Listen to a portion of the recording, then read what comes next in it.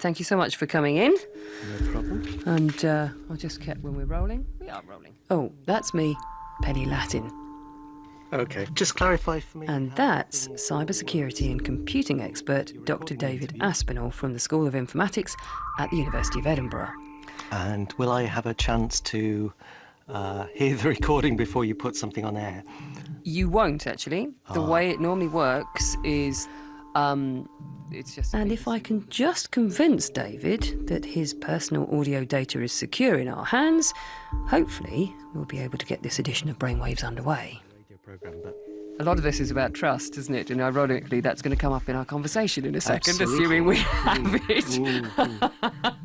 It's what people do with... the data they gather, yeah. The data absolutely. they gather, and you being data. Well, if you trust us, we can proceed. Yeah, let's crack on, I guess. Phew. Well, I'm glad we got that one cleared up. And we'll be hearing more from David just shortly. Now, I confess, like David, I'm a bit paranoid about how my own data is used. Not my audio data, but certainly the information about me floating around in cyberspace, wherever that is. But unlike David, I haven't got the first clue about how to protect myself. Up until making this Brainwaves, which is all about cybersecurity, in case you hadn't guessed, my main firewall has involved me putting my head in a large bucket of sand while softly singing la la la, not listening to anyone talking about data protection. I admit, it's not the smartest approach, but I know no more about the inner gubbins of my tablet or smartphone or laptop than I do about the inner gubbins of my car. Both get me from A to B, with regular stops for refuelling. Hi there. What can I get you? Cappuccino, please. Cappuccino it is. That's going to be £2. Location, cafe in Aberdeen for rendezvous with cyber security consultant Oren Benshabat. Initial paranoia level, 3 out of 10. Anyone can come along with a laptop or a mobile device and then connect to the same Wi-Fi network you're on, which is completely open, and start listening on the data that you're transmitting. How? Is it really that easy? There's a lot of free software out there on the internet which can listen into the packets that are being transmitted, like to the Wi-Fi router and out to the internet. It's difficult to use, but there's a lot of people out there who can do it. Paranoia level going up. So I know you're, well, I'm going to call it ethical hacker. So even though we'd invited you to hack me if you'd wanted to, you refused to do that. How easy would it have been for you to hack into the devices I've got with me today? If it was a Windows laptop, or a Mac, which didn't have the latest update, then that could be vulnerable. I could get anything from a small amount of data to full control of the device. What kinds of things could you mine about me? What kind of data could you get? Well, if I managed to connect your device, it would essentially not be your device anymore. I could install any kind of software. I could have a Trojan on there, which is a piece of malware which allowed me to connect back to it from wherever I was. It would essentially be a device that I own, which you're carrying around. Anything you do in there, anything you transmit, anything you type, it would belong to me, essentially. The question really is, who might be seeking to take advantage of that vulnerability? There's what we call a targeted attack, where maybe somebody goes specifically to try and break a particular person or organization security, and those kind of breaches and attacks are, I would say, comparatively rare, but they're also correspondingly difficult to defend against.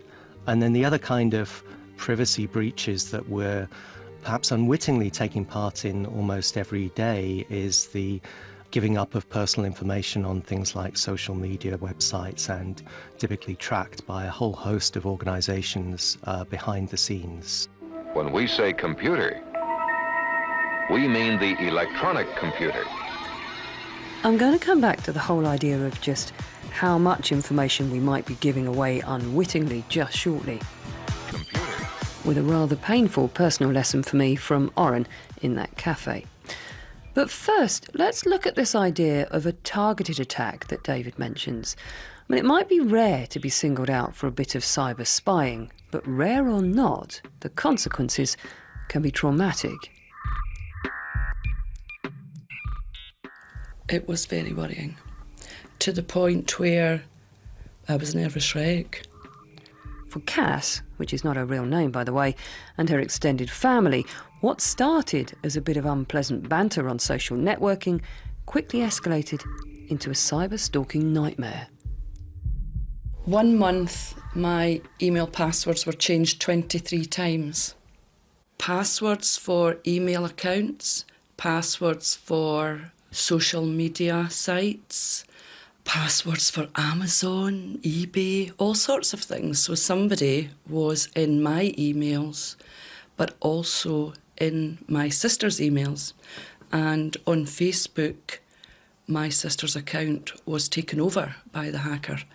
And the hacker was using it to put out really vicious, vile and nasty comments and messages to family members.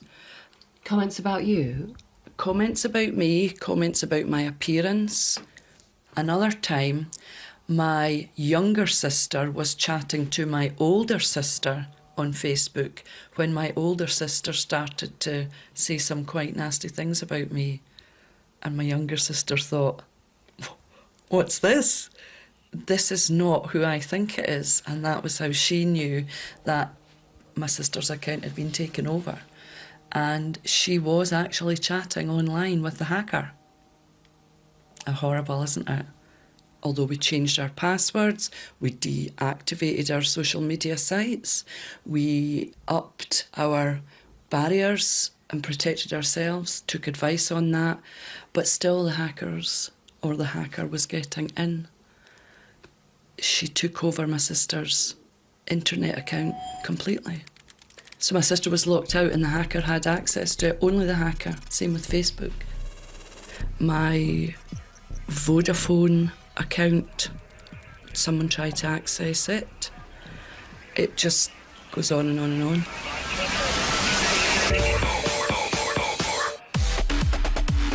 We're going to pick up with Cass again in a minute, but I want to pause to just look at the issue of passwords with Professor Bill Buchanan, who's a cyber expert in the School of Computing at Edinburgh Napier University. And the idea that someone could just hack in and keep changing my passwords, as happened to Cass, horrifies me. I mean, I thought passwords were supposed to be protecting us. With data, there are many different levels of risk. Obviously, if you're logging into a bank, if you're using any financial transactions, if you're accessing your healthcare, sensitive healthcare information, that's high risk. So increasingly what we're doing is not using passwords for those kind of things, because really passwords are virtually cracked. Any 7 or 8 digit password, any sort of hacker on the internet could probably reverse engineer a password from the hash value that's stored. OK, I'm going to stop you there. Yeah, Reverse engineer yeah. from the hash value that's stored. I'm already lost. Yeah. With what happens on the internet, whenever you have a password, say it's QWERTY123, that then gets converted in what's called a hash value. It's a little thumbprint of that password. So it shouldn't be mathematically possible to reverse that back again, to go back to the original password. Unfortunately, it is possible to run through all the possible passwords, especially things like QWERTY and 123456, and work out what that hash value is. So all an intruder has to do is to look up a whole list of these hash values, find the one that you've selected, and then they can actually reverse it back. Do you think it's also a problem, though, that because we now are asked for so many passwords, the tendency is for people to use the same password for everything? So once you've cracked one, you've actually cracked a way into to just about everything. Yeah, so many hacks have happened that way, that someone has found your LinkedIn password and then they will jump to Facebook and then your corporate email and so on. So really we're getting to the point that we're looking at 10 or 11 or 12 digit passwords with lots of weird characters, and we need to move away from that. Cass, I wouldn't begin to know where to hack into anyone's email or how anyone would hack into mine. I'm not that knowledgeable, but we all have to use them every day. But she obviously had learned a great deal. And when you're seeking that kind of information, there is plenty of it around.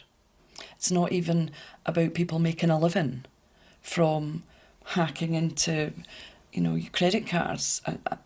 It's about malicious, nasty, unnecessary activity for no good reason.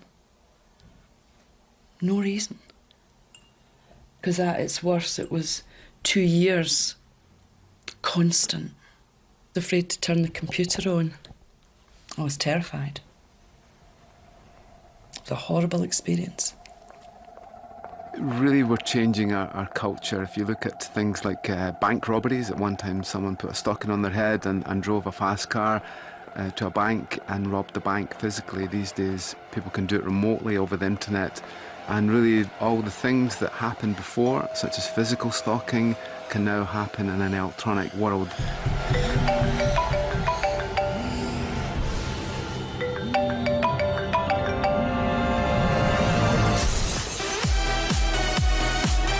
We leave traces of evidence of ourselves all over the place on Twitter, Facebook, LinkedIn, every email that we send, every post that we make on a website. Really, they're all there, and our identity is there too. How we live our lives and what our favourite things are, what time we get up in the morning, what time we go to bed, what car we drive, and so on.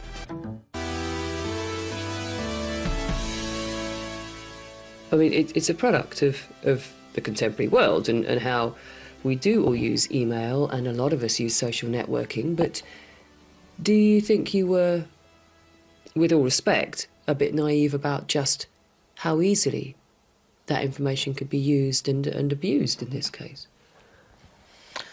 Yes, very naive. But I expect that this kind of personal vendetta is not the worst type of cybercrime, but it does have a big effect, big impact on your life. Now, I was under the impression that I don't give that much away about myself online. I do use social networking, but I'm not one of those people who tag everyone I see and everywhere I go. So, back at the cafe, Oren gave me a sobering demonstration in just how much I do give away. Legally, freely, openly, naively. I spent 10-20 minutes searching the internet, and I did find quite a lot of information on you. And it's something that's called footprinting someone, and it's kind of scary how much someone can find. Okay, I search your name and Facebook. The first result is you there.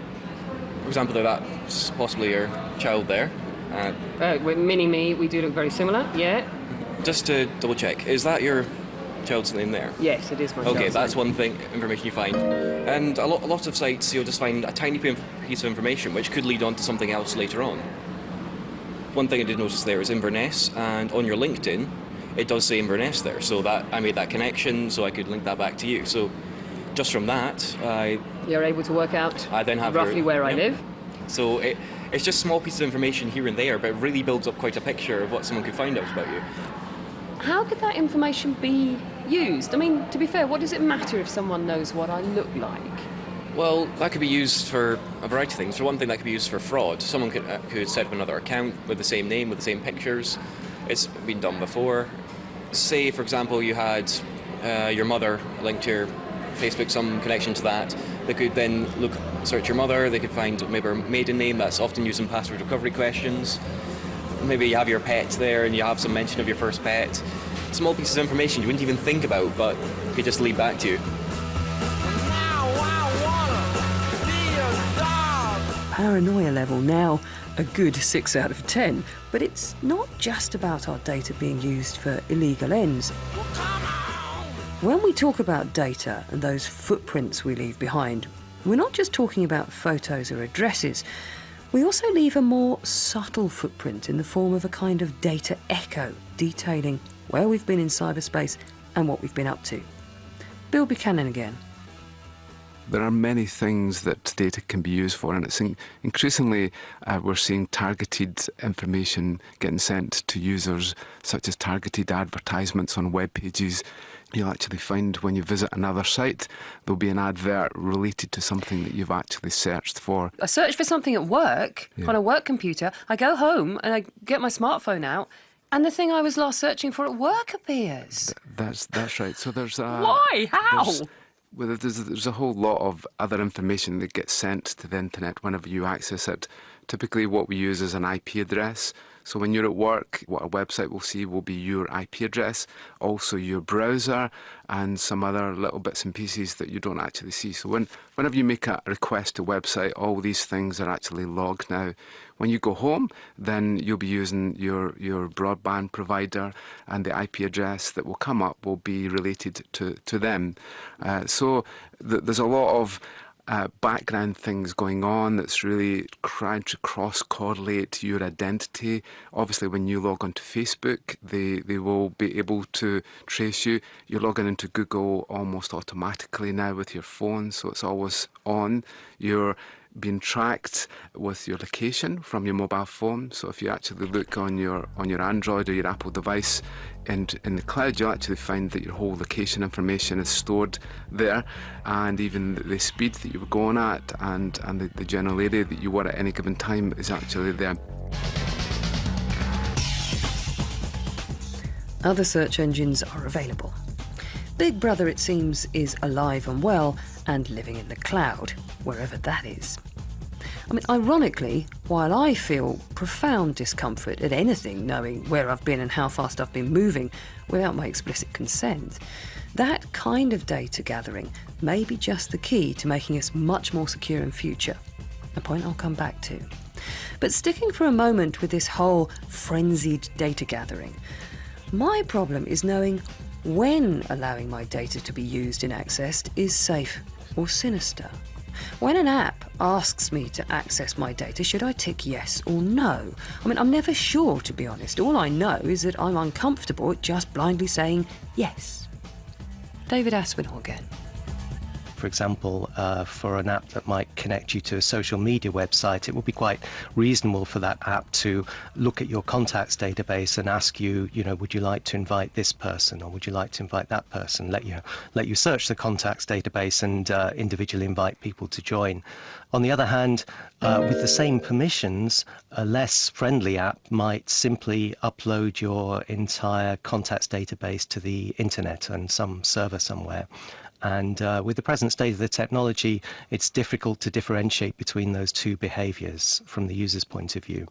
So some of our research that we're working on at the moment is to investigate those kind of differences in behavior actually by examining the app in an automated way behind the scenes. That's a sort of good example at the moment where the sort of security controls don't completely coincide with what the users want to do. In most cases, people just agree to this question because they want to get the job done. They want to use a particular app, so they just say yes, no matter what's being asked. Maybe I'm particularly suspicious. I mean, if I go into a shop and they ask me for my postcode, I kind of raise an eyebrow and think, wait, why do you want that? What do you want to do with that? And it strikes me this is the same kind of thing. A complete stranger, this app, is asking for all this information about me. I guess it's about trust, fundamentally, isn't it? Yes, you're absolutely right, and I think you're right to be suspicious and cautious. That's good. Not everybody is, and I think what we're seeing at the moment with this use of private data is that people sometimes aren't maybe as suspicious as they ought to be at the point of the data being requested. But then they certainly get very upset later on if they see that the data is misused in some way or combined with other sources of data. So you'd be upset if you revealed your age at some point and then you found out that later on it was being combined with other information from advertising networks, or even affect the insurance policies that you were able to access. I guess it's a very personal thing, just how much data you're happy to be gathered about you and for what ends. The problem comes with knowing exactly what is being gathered, when, where, and by whom. If you wanted to, how much do you think you could find out about me? One example I can think of is a program which I'm not going to mention the name of, It picks up Wi-Fi networks that your mobile's connected to. It's saved to your phone, so next time you just automatically reconnect it. So at all times your phone's asking, are you there this network? Are you there this network? What it does is it compares to something called a war drive. So if I know what routers you've connected to from your mobile phone, I can compare it to this and have GPS locations for every network you've ever connected to.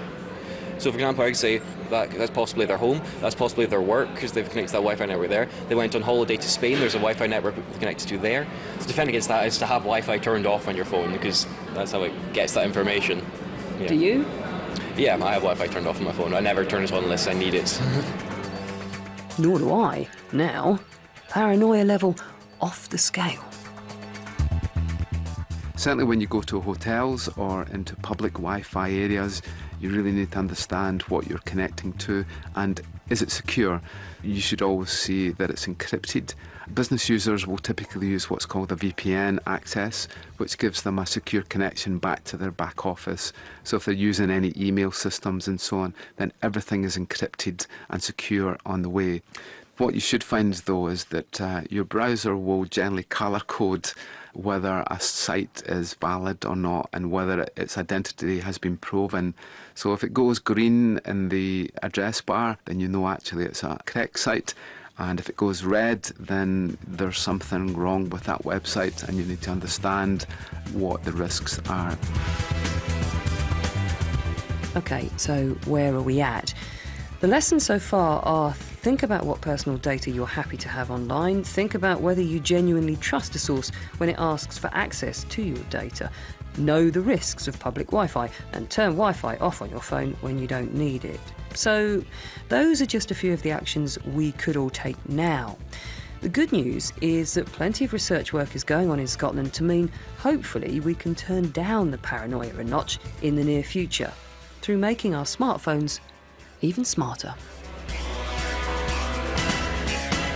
An example of that is this project on what we call continuous authentication, which uses the multitude of sensors on the phone as a kind of biometric. So the way in which you hold your device, the environment that you keep it in, so its location, whether it's a noisy place, what the ambient light levels might be, all of these things produce a signature, a sort of pattern of behavior that reflects what you do from day to day.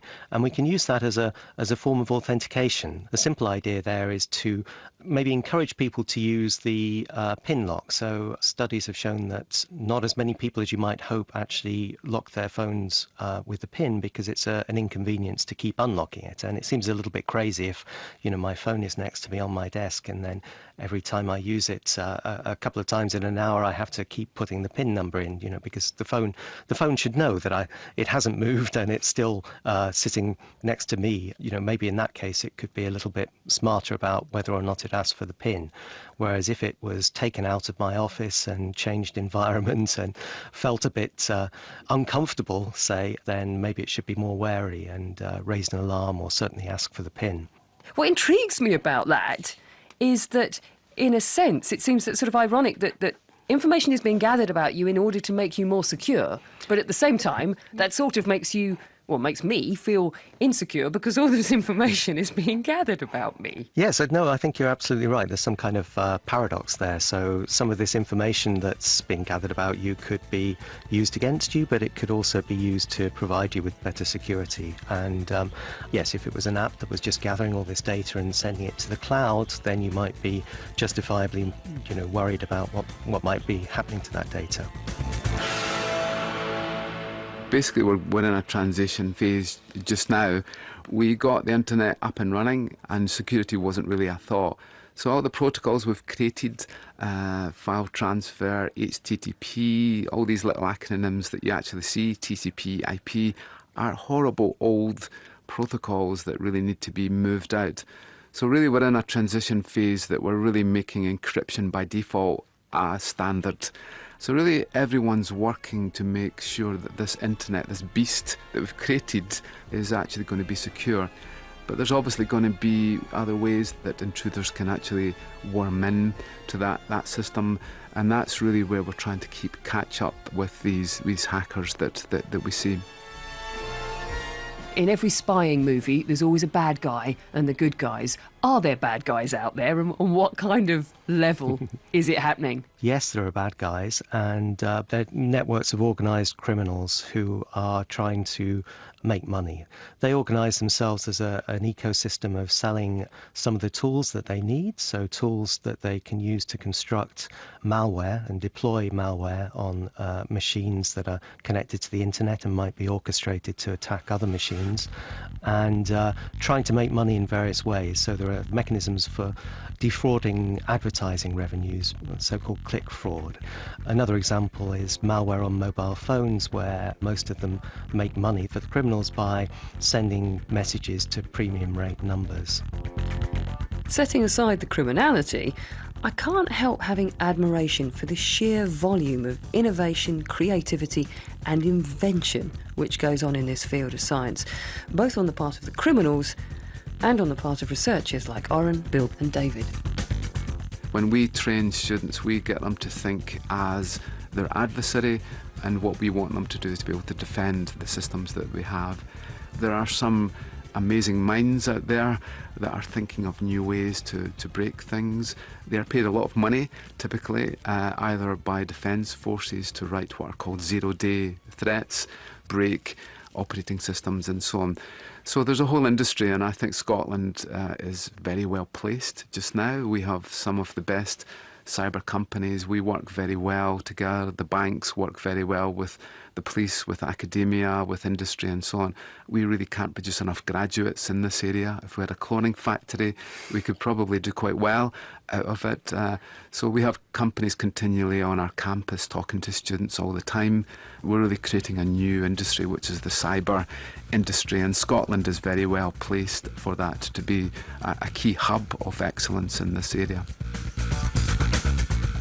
People often describe it as a kind of arms race because the people who are acting against us to break security or to track our behaviour without permission, maybe breaking the law, are advancing their game as well. So they're always looking to find a new chink in the armour, or so-called side channel attacks where there might be information being leaked out on a way that might not be expected.